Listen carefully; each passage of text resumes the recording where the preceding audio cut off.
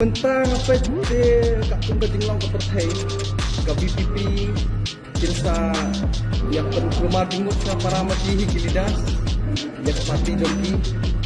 marpi po ke politik si kumkani ke politik ke bakaya ke BPP ngirum lah ban pediak kumkani ke politik kanumla ban neslan namar baling au manumla an pediang namar ba berlong dictatorship style of leadership kemudian kata demokrasi babuan balang pinimla pediang ingin dan gajing tu yang nunggu view simat lah hapok ke parti